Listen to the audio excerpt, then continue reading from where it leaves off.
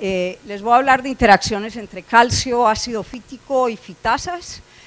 A medida que estamos usando, que hay más compañías que usan fitasas y las están usando a niveles bastante altos, tenemos que entender las interacciones específicamente entre calcio, ácido fítico y fitasas. Hay unas interacciones importantes que cambian la eficacia de las fitasas y en eso nos vamos a centrar hoy.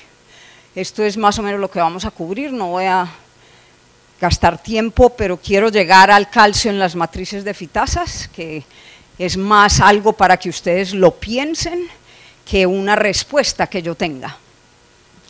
Entonces, un repaso bastante rápido. El ácido fítico es, le decimos inositol 6-phosphate con 6 fosfatos. En general en los granos y en las semillas maduras está como inositol con 6 fosfatos. Si hacemos una recolección de semillas temprana, cuando el grano no está maduro, tenemos inositoles más bajos. Pero en general cuando tenemos granos maduros es un inositol con 6 fosfatos y el inositol con 6 fosfatos es muy interactivo y tiene consecuencias antinutricionales para el animal, especialmente en monogástricos. Interactúa, hace complejos con proteínas solubles, unos complejos binarios con aminoácidos básicos a pHs bajos, entonces esto ocurre en el proventrículo y la molleja, y son unos complejos directos con fosfatos, pero algo que se nos olvida es que también forma puentes terciarios usando calcios que se han complejado con el ácido fítico a pHs altos. Esto nos da pie para empezar a pensar en los efectos de no lo quiero llamar superdosing, pero de niveles altos de fitasas, porque si logramos que no haya inositol 6-fosfato llegando al intestino delgado, entonces estas interacciones con aminoácidos no ocurren. Y tenemos las interacciones con cationes minerales, especialmente el zinc y el ácido fítico interactúan en esta área aquí, realmente a los niveles de zinc que usamos en nuestras dietas, o de cobre, a no ser que estemos usando cobre como un agente antimicrobiano, a niveles altos, más altos de 200 partes por millón. El más importante realmente es calcio, aunque tiene una afinidad del ácido fítico por el calcio bastante baja, pero como tenemos tanto calcio, el calcio se vuelve el catión más importante. Para mostrarles, realmente yo soy una persona muy visual, esto es unos datos de Yu de 2011, perdón. Las interacciones negativas del ácido fítico con la proteína soluble. Acuérdense que la proteína soluble realmente tiende a ser la proteína más digestible.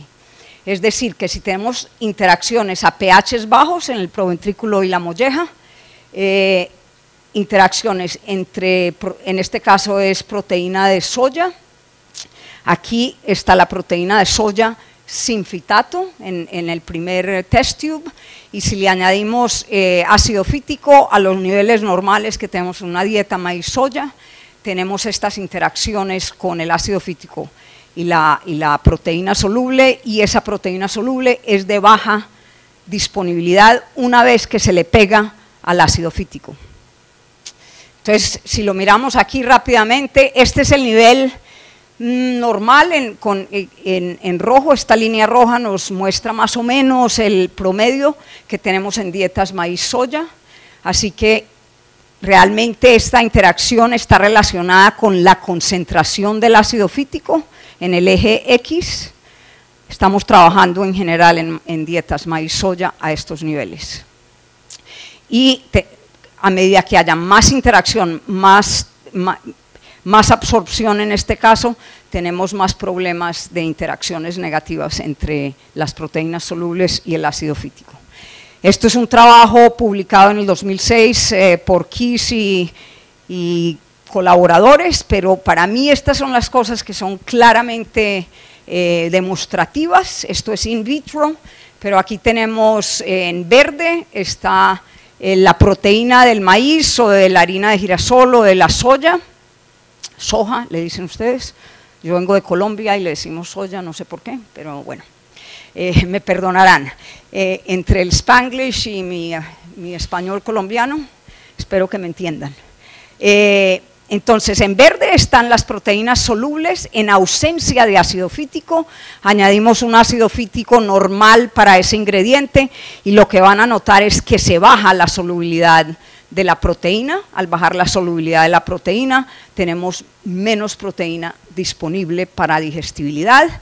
Y para mí lo más importante aquí es que está relacionado con la fuente de ácido fítico y de proteína. Y esas son cosas que en este momento no tenemos en cuenta. Vuelvo a lo que dijo Everton, todo el mundo habla de nutrición precisa, precisión en nutrición, y yo me siento, no digo nada, y digo, estamos más o menos en la edad de piedra para llegar a nutrición precisa, que tenemos muchas cosas que no entendemos. Esto realmente para mí me dice mucho. Este es un ácido fítico, un inositol con 6 fosfatos al lado derecho, y es el que más interactúa negativamente con la proteína soluble. Esto es a un pH de 2.5, no sé por qué no lo tengo, pero le quitamos un fosfato, miramos aquí, no importa dónde le quitemos el fosfato, pero con un solo fosfato que quitemos, bajamos esa interacción en un 80%, y si quitamos ya 2 fosfatos, estamos al 100% de solubilidad de esa proteína. Es decir, que aquí estamos empezando a mirar por qué potencialmente pueden ayudar niveles altos de fitasa, que actúen y quiten 1 o 2 fosfatos de ese ácido fítico. Esto les dice claramente que hay una inhibición al efecto de la porcina por el ácido fítico. En el eje X tenemos la concentración del ácido fítico. Esta es la concentración normal en una dieta, normal es una palabra equivocada, promedio en una dieta maíz-soya de comienzo, y ven que a medida que sube la concentración del ácido fítico en el eje X, la digestibilidad o la actividad de la pepsina baja radicalmente. Esto muchos de ustedes ya lo han visto, pero para mí es una manera de mostrarles la interacción entre el calcio y el ácido fítico. Esto es en ausencia de proteínas. No hay datos en la literatura, nosotros hemos estado trabajando sobre esto, no se los voy a mostrar, pero les voy a decir que cuando uno tiene proteínas solubles y calcio con ácido fítico, las interacciones se duplican, negativas. Entonces es algo que estamos tratando de estudiar, porque realmente en el animal no tenemos interacciones exclusivas entre el ácido fítico y el calcio, o el ácido fítico y proteínas solubles. El calcio tiende a incrementar los efectos negativos de esas interacciones entre el ácido fítico y las proteínas. Pero piensen en un animal donde el tránsito de los nutrientes o de la dieta en el intestino es tan rápido, necesitamos substratos solubles. Cuando llegamos a un pH más o menos de 5.5, tenemos menos del 75% del ácido fítico soluble, es decir, la fitasa no va a llegar a un ácido fítico que no esté en solución. Entonces no es problema de que no haya fitasa, el problema es que el substrato no está en condiciones de ser atacado por la fitasa. Entonces si ponemos esto, les voy a mostrar algo que se presenta muy frecuentemente. Asumíamos, o muchos asumían, que las interacciones a pHs bajos eran entre proteínas y ácido fítico, y las interacciones a pHs altos eran entre cationes, microminerales y el ácido fítico, y eso realmente no es verdad. A pHs bajos hay interacciones tan intensas como las que hay a pHs altos entre el ácido fítico y las proteínas y los cationes minerales, y a pHs altos las proteínas entran, forman un puente con el calcio que viene con el ácido fítico. La idea hoy, no hablar mucho de superdosing o efectos extrafosfóricos, que es realmente lo que estamos buscando, pero la idea es que le demos la posibilidad a la fitasa para que gane la carrera. Si la fitasa logra quitar por lo menos un fosfato rápidamente, antes de que se formen estas relaciones con proteínas solubles o con microminerales o macrominerales, tenemos una mejor digestibilidad del fósforo o eficacia de la fitasa. Entonces es quién gane la carrera, y cuando yo hable de la solubilidad del calcio vamos a estar hablando de eso. Si tenemos una solubilidad muy alta, el calcio se pega rápidamente y la fitasa no actúa tan bien. Entonces miremos en el animal. Hemos estado mirando cosas principalmente in vitro. Esto lo han visto algunos de ustedes, pero es para darles una idea de los pHs. El doctor Mateos ayer les habló de unos datos en el laboratorio de él. Estos son con la misma agua, al mismo tiempo, los mismos animales comiendo la misma dieta. Entonces hay una variabilidad alta. El pH en el buche, tampoco va a tener tiempo de hablarles mucho, pero el pH en el buche es el pH que más pueden cambiar y está influenciado principalmente por el pH del agua, no el pH o la capacidad buffering, tampón de la dieta. Tiene un efecto, pero el efecto más grande es el pH del agua. Hemos visto unos casos bastante difíciles de entender, pero realmente están dados por unos pHs muy altos del agua, y es agua teniendo capacidad tampón. Entonces el animal joven no tiene la capacidad de bajar el pH, y tenemos una digestibilidad de proteínas y eficacia de las fitasas muy bajas, porque se sube el pH en el proventrículo y la molleja. En el proventrículo nosotros, esto es en animales de 22 días, este es 25 animales, pero el promedio para nosotros fue de 1.6, pero miren variabilidades. Miren el pH en el duodeno proximal. Piensen que esto, y lo habló el doctor Mateos ayer, que hay una actividad retrógrada. La actividad retrógrada que él habló principalmente ayer es una actividad retrógrada entre la molleja y el proventrículo, pero la realidad es que hay movimiento retrógrado en esta área proventrículo-molleja, pero hay movimiento retrógrado del intestino delgado hacia la molleja y de la cloaca hacia los ciegos y el ilio. Es decir, hay un paper publicado de un grupo en Australia que pusieron una bacteria que no se encuentra en el medio ambiente, la pusieron en la cloaca, la encontraron 2 horas después en el proventrículo y molleja. Entonces hay un movimiento retrógrado, y todo lo que hablamos de digestibilidad ignora qué es lo que hace el movimiento retrógrado. El único que sabemos cómo manejar es entre la molleja y proventrículo, y está relacionado con el tamaño de partícula y cómo de dura es esa partícula realmente.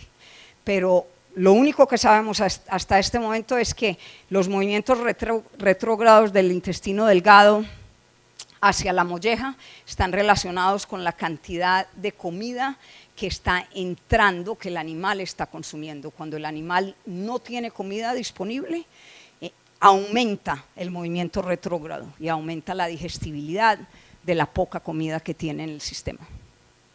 Eso se ve realmente, es increíble en los machos, en las reproductoras, en los machos, donde todavía se usa el skip a day, se les da un día sí, otro no. Los animales pueden estar sin comida casi 45 horas, y 1 hora antes de que les den la comida, uno abre un macho y encuentra comida en el sistema gastrointestinal y todavía en el buche. Entonces el animal aprende que no va a tener comida, necesita algunos días para aprender. Entonces si uno hace un experimento muy corto, no ve la eficacia, pero el animal aprende y empieza a mover, se llena el buche de comida antes de que se acabe la comida, ya sea por luz o porque no hay comida, y la mueve muy despacio a través del intestino. La digestibilidad se sube increíblemente. Y esto es para ponerlo un poquito en contexto, pero realmente en el caso de las fitasas van a trabajar mucho mejor en el proventrículo y la molleja, simplemente porque en estas áreas tenemos un fósforo fítico soluble casi al 100%. Si vemos tiempo en las distintas áreas del intestino, en el buche podemos hablar de 12 minutos en promedio para nosotros. Esto es a 22 días de edad. No sé por qué no está el tamaño de la partícula, porque el tamaño de la partícula de estas dietas tiene una influencia inmensa sobre el tiempo que pasa la comida en las distintas áreas, pero nosotros hemos medido menos de 5 minutos, que es lo más cortico que podemos hacer in vivo, hasta 60 minutos, y está relacionado con tamaño de partícula, y el tamaño de partícula define qué tan rápido salen la digesta de la molleja. Y realmente en términos de tránsito de alimento, la molleja es la que dirige la orquesta.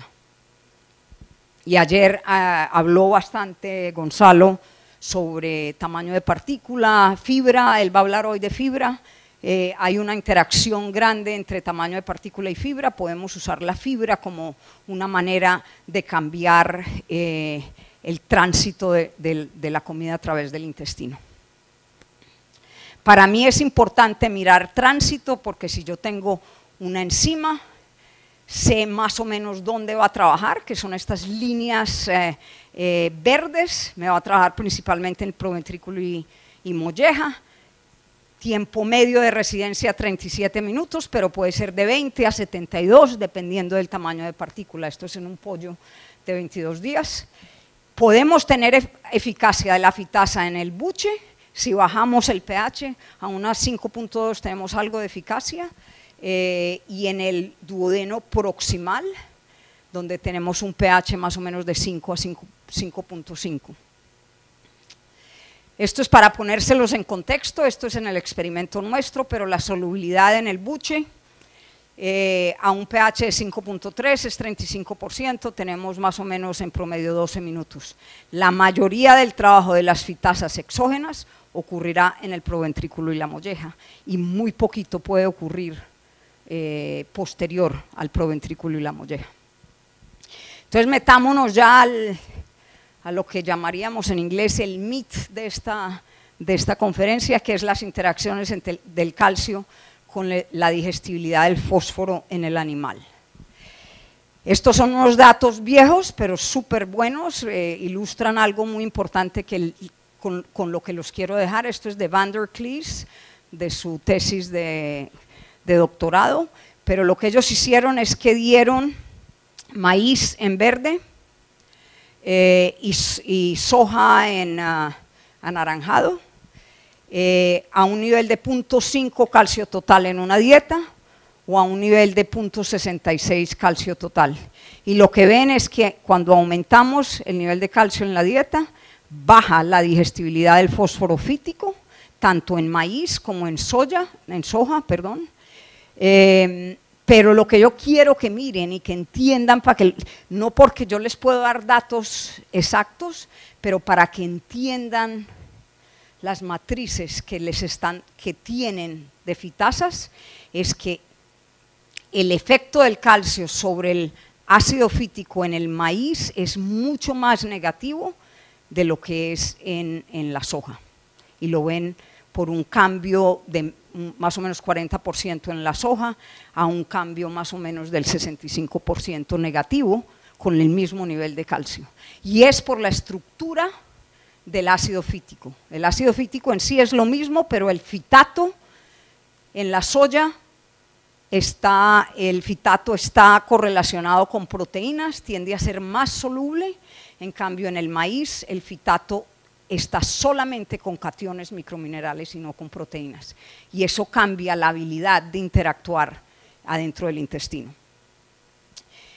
Esto es un experimento que hicimos, esto se dio en Poultry Science en el 2013, y lo que estábamos tratando de hacer es entender un poquito a niveles distintos de calcio. Cogimos una dieta maíz-soya, sin añadirle nada de calcio, nos analizó a 0.21 de calcio y añadimos calcio de carbonato de calcio a 4 niveles distintos hasta llegar a 1.1, estos son calcios analizados, para entender la relación entre el calcio y el ácido fítico. Lo que ven aquí es entre 21 y 78.78 de calcio en la misma dieta, sin fósforo inorgánico añadido, solamente con carbonato de calcio, cambiando este nivel de calcio aquí, que tenemos una relación negativa con un R cuadrado verdadero, no un R cuadrado que nos da Excel, que es un R cuadrado incorrecto, un R cuadrado verdadero que usa todos los puntos. Estos son 9 jaulas por punto. Tenemos una interacción negativa muy clara hasta 0.78, y lo que vemos es que si subimos de 0.78, el efecto negativo ya no se vuelve más negativo, lo que nos da la idea de que el impacto, y realmente esto lo hemos sabido por mucho tiempo, que el impacto negativo del calcio sobre la digestibilidad del fósforo es saturable, y la saturación depende de la cantidad del ácido fítico. Es decir, en una dieta baja en ácido fítico, por ejemplo, una dieta que tenga harinas de carne, menos ácido fítico, vamos a tener este flattening, el punto donde ya no hay más negatividad va a ser más bajo para calcio. Y si tenemos dietas con arroces, por ejemplo, rice bran, que hay en Asia, unas dietas muy altas en ácido fítico, podemos llegar hasta niveles de calcio de 1.1 con efectos negativos lineares. Entonces, tengan en cuenta qué nivel de ácido fítico tienen en las dietas. Vamos a hablar de tamaño de partícula, y le doy las gracias a Everton porque me introdujo este tema súper bien, pero el calcio o el carbonato de calcio no es todo igual, como el maíz no es maíz, no es maíz, ¿no? El carbonato de calcio varía inmensamente. Y la distribución para mí es más importante que el tamaño medio, el tamaño geométrico medio. A mí me interesa saber la distribución de los tamaños de partícula, porque en el pasado yo recibo muchos carbonatos de calcio de todas partes del mundo, de compañías que tienen un control de calidad muy alto, que exigen un tamaño medio de partícula y una solubilidad específica. Y yo como proveedor puedo hacer todo tipo de maromas para venderte un carbonato de calcio pésimo, pero que esté adentro del control de calidad que vos querés. Y lo que hago es que cojo un carbonato de calcio con baja solubilidad, barato, es prácticamente valor de tierra, y pongo un tamaño de partícula alto, una cantidad alta de un tamaño de partícula muy bajo, de polvo, y tengo un tamaño de partícula alto, a un nivel alto. Entonces, en vez de tener una distribución normal, tengo una distribución alta a tamaño de partícula alto y una distribución alta a tamaño de partícula bajito. Es decir, tengo una distribución no normal. Mi solubilidad es perfecta y mi tamaño de partícula promedio es perfecto. Entonces, tienen que mirar la distribución, no solamente un tamaño de partícula promedio y su variabilidad. Entonces, en este experimento que les voy a mostrar, miramos 3 factores. El primer factor fue tamaño de partícula de un carbonato de calcio.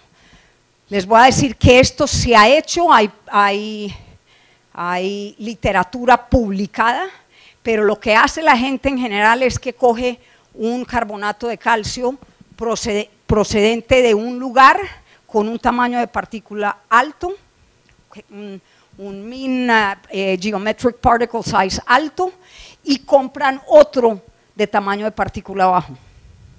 No son el mismo carbonato de calcio.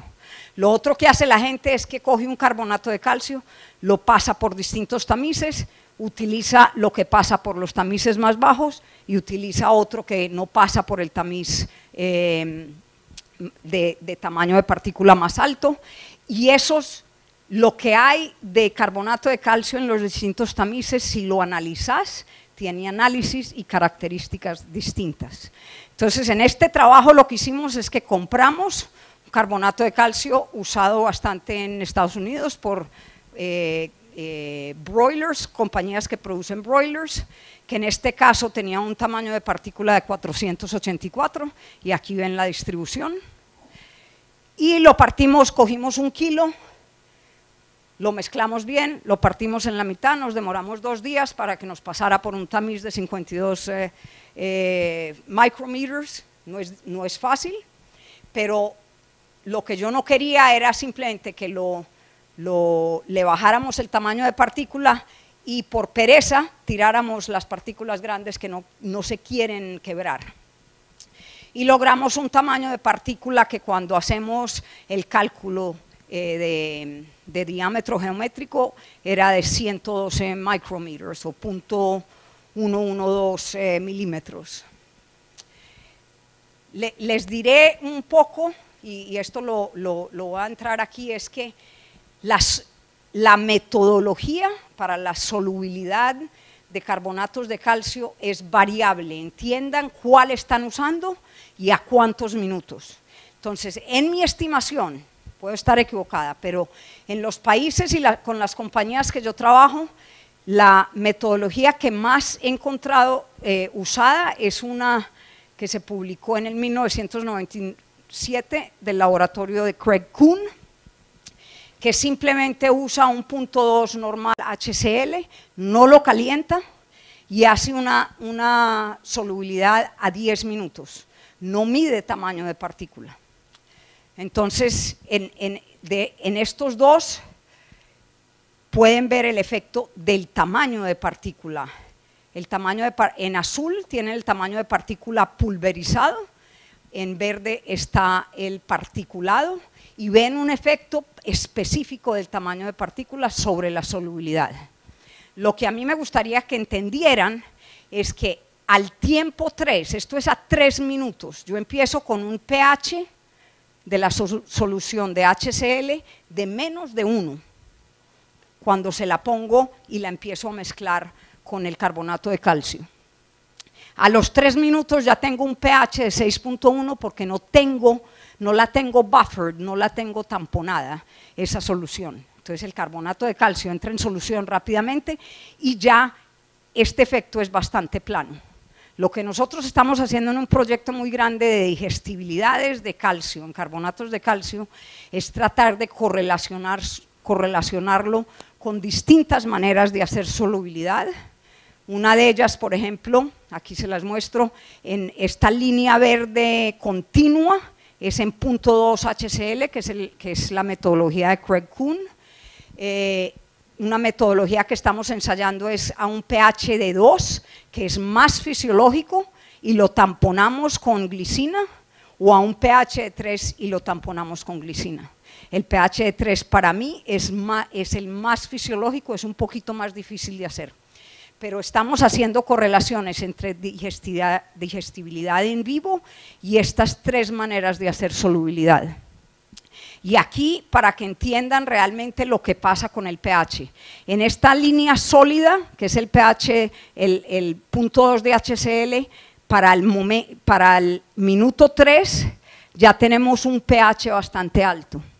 En cambio, si tamponamos con un pH 2, empezamos más bajo, subimos al minuto 3, estamos más altos que con el 0.2 normal HCl. Entonces hay un impacto de la metodología sobre la solubilidad. No pueden comparar las solubilidades, por ejemplo, que Everton mostró, que son con una metodología que no es ninguna de estas, de 30% o 20%. En el trabajo de Craig Kuhn, de Sang Kuhn, por ejemplo, las solubilidades eran entre 50 y 70% a 10 minutos de los carbonatos de calcio que ellos miraron. Esto es el carbonato de calcio pulverizado. Ven el efecto en cada una de las distintas soluciones que usamos. Y en el experimento miramos 3 niveles de calcio, 0.6, 0.8 y 1, analizados, están en paréntesis, 2 niveles de fitasa, 0 y 1000 unidades, ven en paréntesis los análisis, y 2 tamaños de partícula. Teníamos 9 réplicas de 3 aves por réplica para hacer una digestibilidad, y súper importante es que se usó una dieta basal sin fosfatos añadidos de maíz y soya. Se hizo una sola mezcla, y de esa mezcla se dividió para incluir en todas las dietas a 94%. Es decir, todos los factores que no son ni fitasa ni nivel de carbonato de calcio son exactamente iguales en todas las dietas. Y lo que vemos, esto es difícil de entender, pero espero podérselos mostrar. A ver. Tenemos un efecto, en azul está el calcio añadido, pero particulado, de tamaño de partícula más grande. Y tenemos un efecto negativo de la concentración del calcio sobre la digestibilidad aparente en la dieta. La dieta no tiene fósforo inorgánico añadido. Cuando le agregamos las mismas cantidades, concentraciones de calcio en forma de polvo, no hay efecto negativo. Entonces ustedes me van a decir, estoy loca porque todo lo que les dije antes no es verdad. Pero aquí es donde tienen que juntar ideas que yo les di. Al nivel de 1.8 de calcio particulado, ya llenamos todos los puntos en el ácido fítico. Ya no podemos empeorar la situación. Es decir, al nivel más bajo de calcio en polvo, estamos al mismo nivel de saturación del ácido fítico que lo tenemos a 1.08 particulado. Ahora, entonces esto está relacionado con solubilidades y con llenar todos los puntos en este ácido fítico con calcio. Si yo le agrego fitasa, no sé qué está pasando, pero ya llegaremos. Con fitasa, si lo ven en la parte con puntos, realmente ven que no hay efecto en el particulado, no hay un efecto negativo cuando le añado un nivel alto de fitasa. Y incremento el calcio hasta 1.08 analizado. Pero hay un efecto muy negativo cuando le agrego el polvo. Entonces el efecto es opuesto. Cuando tengo fitasas de nueva generación que actúan muy rápido, si yo tengo un carbonato de calcio que muy rápidamente se vuelve soluble, tengo unas interacciones muy negativas con la fitasa. Y esto lo vamos a ver, aquí se los muestro más fácil. Esto es el incremento de fósforo que se puede absorber porque tenemos fitasa en la dieta, entre 0.16 y 0.17, esto sería el nivel que tendrían en la matriz. Cuando tengo calcio particulado y no me cambia mucho, aunque aumente la concentración del calcio. Pero si tengo un carbonato de calcio pulverizado, tengo un efecto muy negativo que me lleva de un 0.2 de fósforo liberado por la fitasa a un 0.14. Entonces el tamaño de partícula y la solubilización de la partícula se vuelven súper importantes. Ya me dieron el signo que se me está acabando el tiempo, entonces voy a llegar rápidamente a las matrices de fitasas. Esto realmente es para la gente que, y a todo el mundo le debe importar la cantidad de humedad en las heces. Aquí está en la excreta. A medida que subimos el nivel de calcio en la dieta, suben la cantidad de humedad en la excreta. Eso es en animales a 18 días de edad, y en animales de 32 días de edad en azul tenemos en esencia el mismo efecto. El calcio tiene un efecto inmenso en reproductoras, por ejemplo, o en ponedoras. Tenemos que tener cuidado con los niveles de calcio. Solubilidad innata y metodologías, ya hablé un poquito. Esto, si tienen interés, se los mando, porque realmente tenemos que medir la solubilidad como se la vamos a dar al animal, pero si vamos a comparar carbonatos de calcio, tenemos que medir también la solubilidad en nata. Me voy a ir a este.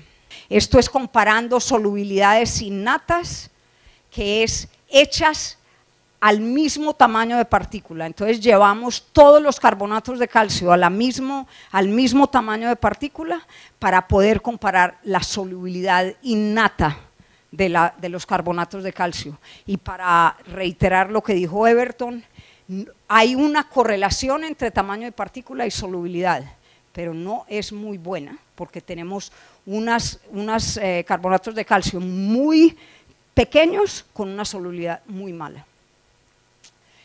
Entonces miremos esto rápidamente. Estas son, cogiendo 6 fitasas que están en el mercado y matrices que nos dan las casas que nos están vendiendo estas fitasas.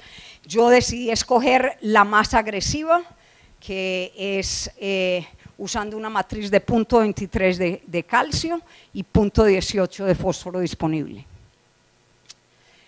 Lo que les quiero mostrar, por ejemplo, estos son datos de maíces y sojas, torta de soja de Sudamérica, limitados los números, pero para que se den cuenta la variabilidad.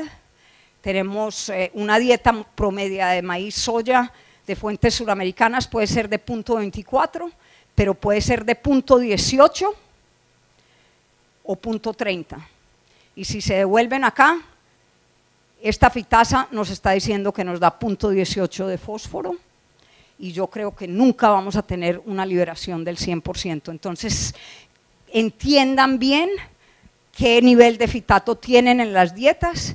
El nivel de fitato de un ingrediente está altamente relacionado, yo creo que eso lo tengo aquí, con a dónde la cantidad de fósforo en el suelo donde creció esa semilla.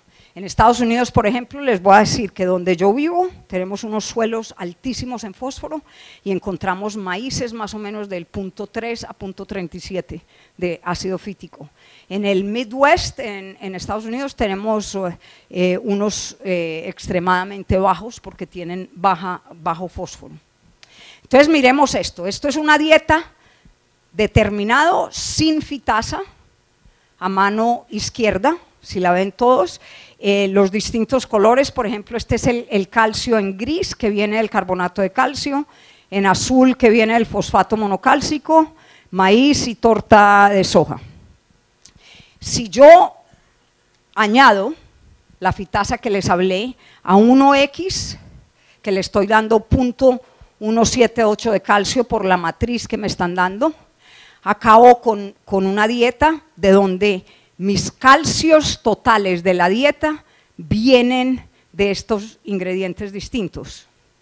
Y esto es a 2X de la fitasa. Les puedo decir claramente que el calcio total no puede cambiar. Me remonto a lo que les dije ayer. Entonces, el calcio total en una dieta sin fitasa es 0.68, estoy formulando a 0.68, sigo formulando a 0.68 con fitasas, pero tengo un calcio ficticio, este verde no existe, mi calcio real, analizable, total, es de 0.5 o 0.45.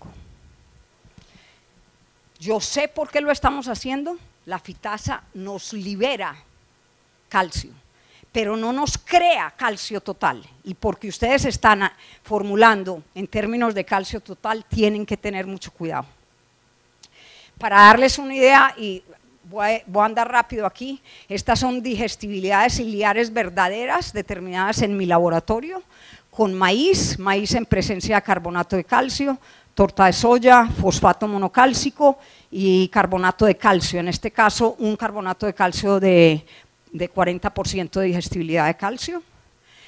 Y si yo les digo, a ver si me das, aquí el segundo número, por ejemplo, de calcio digestible, que es el segundo, bueno, a ver cómo les explico. El primer tubo es calcio total, el segundo es calcio digestible, y lo que pueden ver es que estoy asumiendo que tengo un incremento de calcio, asumiendo que es del 70% el calcio total que me da la fitasa.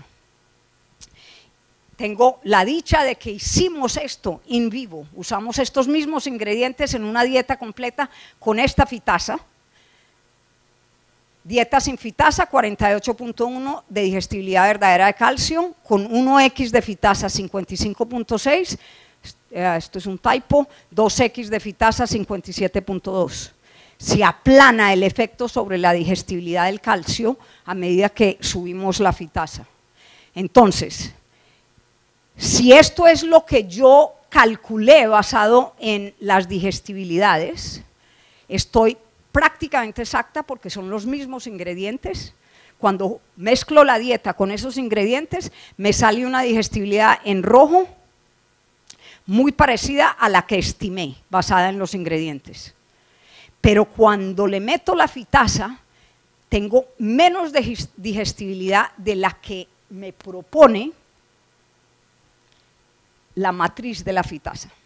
Entonces tenemos que tener cuidado porque aquí, por ejemplo, estamos muy por debajo cuando tenemos 2X o 1X de la fitasa, dándole una matriz muy alta de calcio total, estamos muy por debajo de la realidad, haciendo unos cálculos bastante conservadores. Cuando yo le doy el 70% de digestibilidad al calcio total de la fitasa, que no hay tal porque la fitasa no trae calcio total, la fitasa nos convierte y no nos están dando los números. En general, en dietas de precomienzo y comienzo tenemos niveles altos de calcio y ese incremento en la digestibilidad lo podemos tener, no al nivel que nos están diciendo, pero en general no vemos problemas de campo.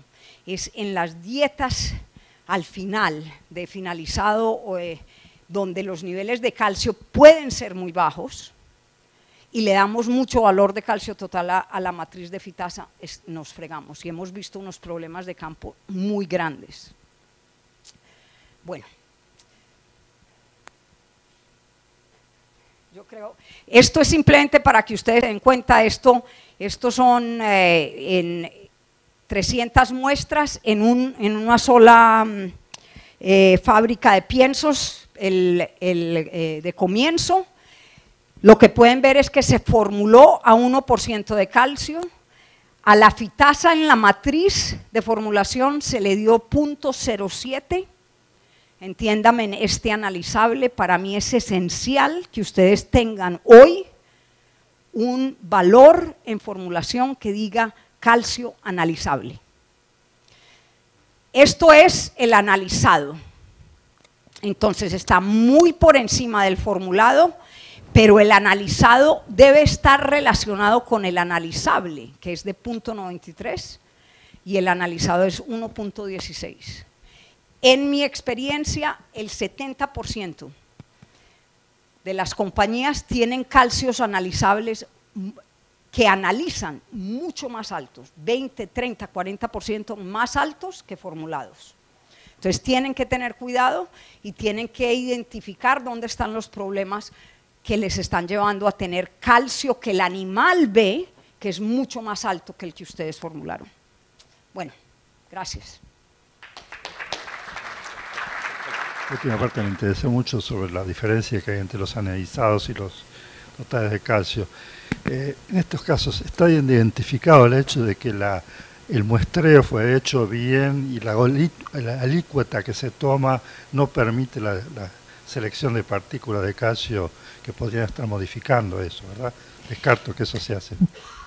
Estos valores que les mostré son los valores de esa fábrica de pienso, que sí tiene problemas, todo el mundo tiene problemas de muestreo, de separación, porque el calcio en general es más pesado, tenemos separación, es difícil hacer un muestreo bueno, pero realmente nosotros hemos hecho unos ensayos de campo donde vamos y muestreamos en la fábrica y muestreamos lo que el animal ve y muestreamos bien, porque tomamos, por ejemplo, en un bache de 2.000 kilogramos, tomamos 200 kilogramos de muestreo a medida que va saliendo y lo metemos en bolsas, cuando vamos en bolsas, y hacemos un muestreo súper delicado, en el sentido de que tenemos 200 kilogramos, los mezclamos, los spread out, hacemos 16 secciones, tomamos muestra hasta abajo de 16 secciones y vamos muestreando hasta llegar a 5 kilogramos. Y lo que hemos hecho para obviar los problemas analíticos, porque lo que las compañías dicen, eso es un problema de muestreo y analítico. Y mi contención es que no es verdad, porque cuando nosotros les hemos mostrado que cuando yo cojo 5 kilogramos y los ash, esa es mi muestra analítica en realidad, los meto a una mufla, cuando me sale esa ceniza es súper uniforme, la mezclo bien y ya tomo mi muestra. Y todavía tengo niveles no tan altos y tan variables, pero más altos, 20-25% más altos que los formulados. Entonces, sí hay problemas de muestreo, sí hay problemas analíticos, pero tenemos problemas con calcio que se usa como carrier en premezclas microminerales y vitamínicas. Muchas veces a la torta de soja se le añade carbonato de calcio como un flow agent y para ganar más dinero, es una manera de jugar con los costos, pero en Estados Unidos tenemos más problema de lo que tienen ustedes en Sudamérica, tenemos más calcio añadido en la torta de soja que ustedes tienden a tener aquí, pero tenemos un problema en muchas de las fábricas de piensos que las pesas que se siguen usando y los screws que se usan para deliver, se me perdió el español, ya me ayudarán la manera como entra a la pesa el carbonato de calcio ayuda a que haya más variabilidad. Lo otro es que, no sé si vieron la diferencia de color entre muchos de los carbonatos que yo les mostré y los de Everton, pero yo estuve en esta fábrica de pienso que les mostré y dije, quiero que me saquen una muestra de carbonato de calcio y de fosfato. Y el operador se fue a buscarla y dijo, yo no sé qué está pasando aquí porque las dos están del mismo color. Entonces el carbonato de calcio puede pasar de muy blanco a muy negro. Y eso, el color no tiene, es relativo de dónde salga, porque esto es una roca. Hay que medir otras cosas asociadas con el carbonato de calcio que no hablamos ninguno de los dos, pero en general la mayoría de las plantas lo están haciendo. Pero el color varía. Y si estamos recibiendo un carbonato de calcio blanco y de pronto se nos vuelve negro, han habido casos de que se mezcla el fosfato con el carbonato porque dicen, bueno, esto debe ser fosfato, porque es oscuro. Entonces tienen que tener mucho cuidado con los controles de calidad de los carbonatos y los fosfatos. Pero tener razón, hay problemas de muestreo, pero no son todos. La otra cosa es, ¿qué recomendación haría usted sobre los temas de darle valores de calcio a la fitasa que sean, digamos, más razonables y para no tener tanto error, digamos? ¿Deberíamos estar dando valores de calcio según nos dice la firma que vende la fitasa, o deberíamos ser un poquito más conservadores y en todo caso o no poner valores de calcio o poner valores de calcio más bajos? Esa es la pregunta del millón, ¿no? Pero les voy a dar mi opinión, ¿no? Yo considero que los valores de calcio de las matrices están sobreestimados, especialmente porque son de calcio total. Entonces te están vendiendo algo que no hay. Vos no le podés agregar calcio total a una fórmula que tenés formulado de calcio total. Sabemos que la fitasa te libera calcio, pero si te voy a ser honesta, en experimentos la liberación del calcio es altamente variable y es más o menos, cuando hablo de calcio digestible a fósforo digestible, cuando lo mido en el hilio, es más o menos un 70% de calcio digestible a 100% de fósforo digestible. Y aquí tenemos matrices en que es casi el doble o 1.5x el calcio, porque ellos calculan, mueven un calcio digestible y lo multiplican para llegar a un calcio total.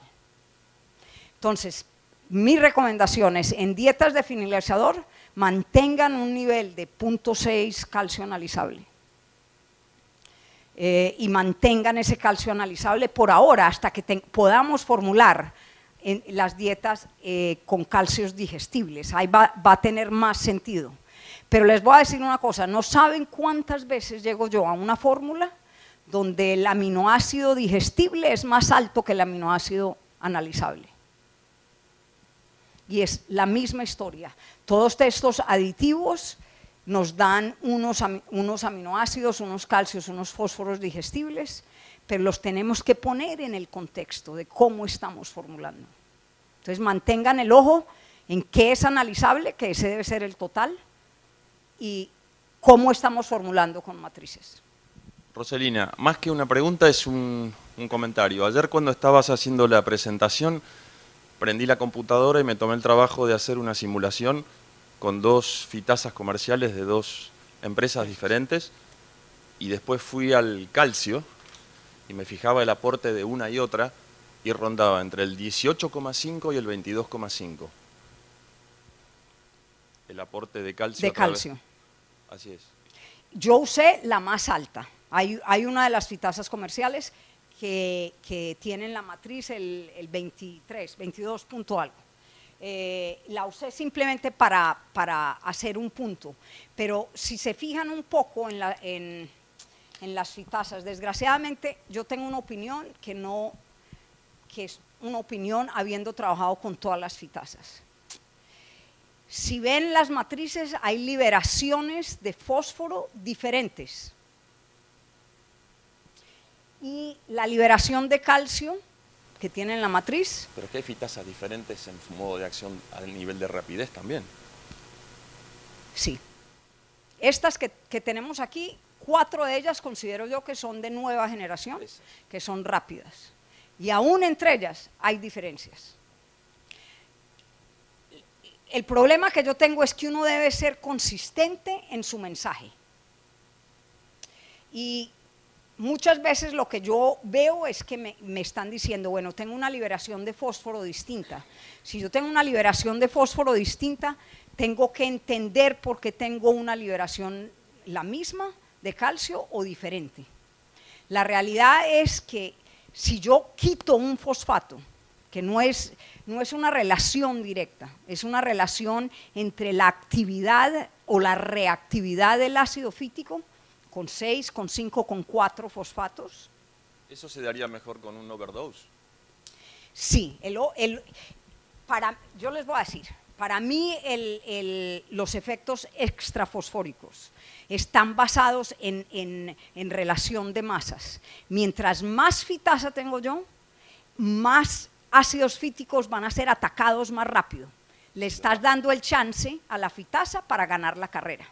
Si usas un calcio menos soluble inicialmente, le estás dando el chance a las fitasas para trabajar mejor.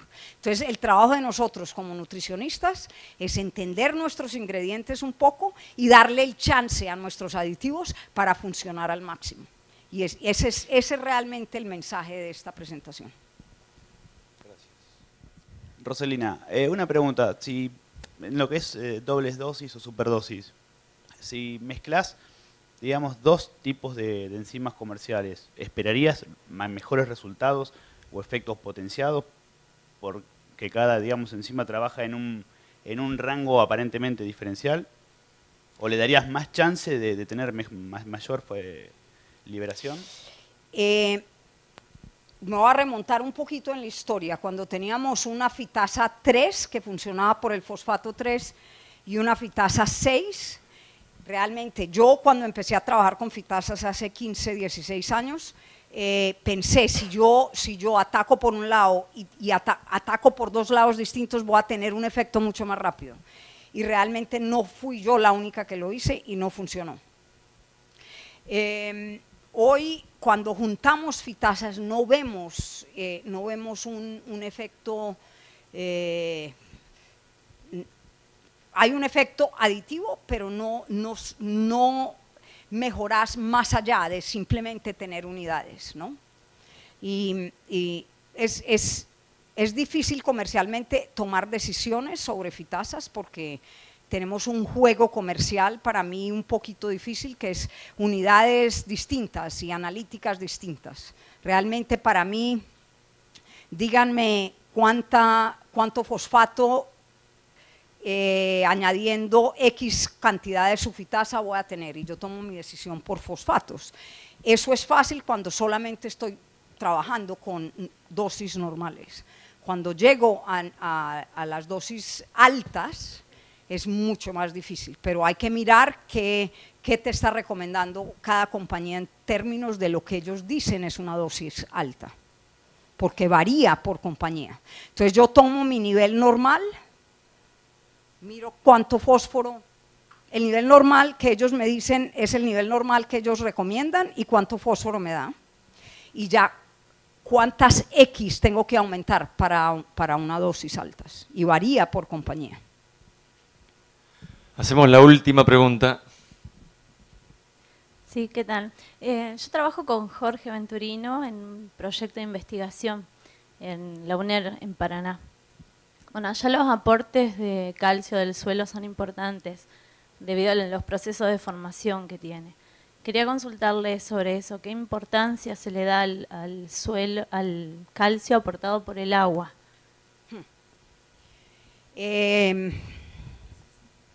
Everton les dijo la verdad más verdadera, ¿no? Que el nutriente más importante que nos olvidamos todos es el agua. Entonces, parte de lo que yo miro en suelos que tienen mucho limestone, entonces son muy altos en pH y son altos en contenido de calcio.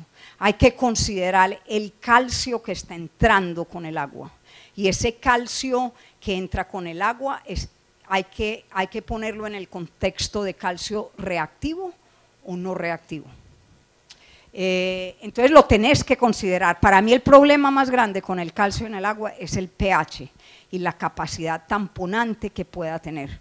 Nosotros hemos visto unos problemas de campo inmensos con unas aguas de 8 a 8.5 con capacidad tamponante, y en el animal pequeño no tiene la capacidad de producir más HCl, se sube el pH en el proventrículo y la molleja y no digieren ni la proteína y la fitasa no funciona.